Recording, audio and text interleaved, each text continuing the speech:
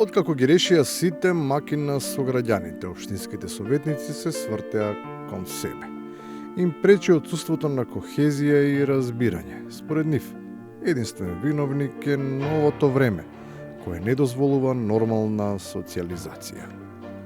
Значи, почитувам колега, затоа ти реков, овде се решаваат проблемите во Советот. Јас се извинувам што Facebook платформата и мрежата не ја сметам за место каде што се решаваат проблемите. Јас не сметам дека Марк Цукерберг е градоначалник на општина Делчева, треба таму да ги решаваат проблемите. Тоа кој е што во македонските општини одамна не е до крај јасно, ама не е сватливо како во ерата на дигитализација, кога се е на дофат и проверливо. Некому проблем може да му представува идентитетот, па дури и личниот. Игор Чеконевски, заменик член, се подпишал. Тако мислам, во градот не постои таков човек. И додека во финансиското материјалното работење се вика Игорче Крстевски, па овде се вика.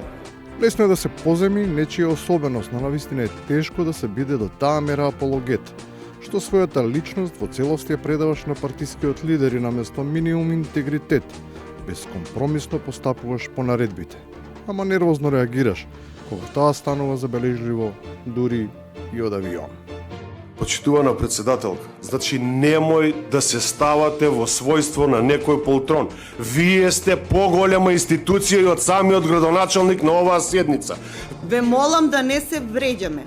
Ве молам да го задржите нивото. А како да се задржи нивото?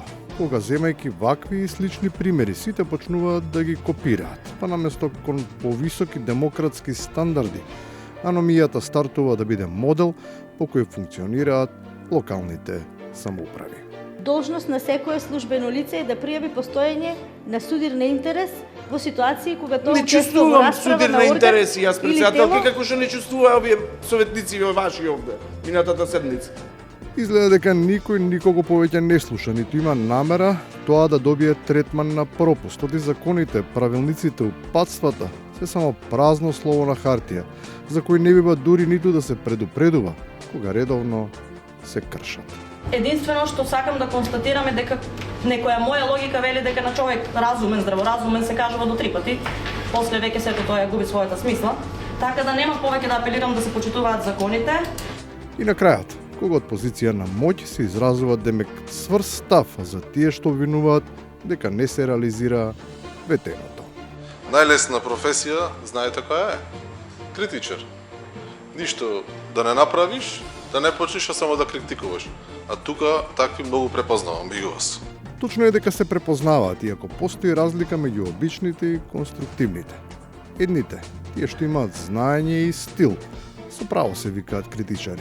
А другите, тие што лично веќе имаат играно таа улога и ги критикуваат критичарите, ги нарекуваат марчатори.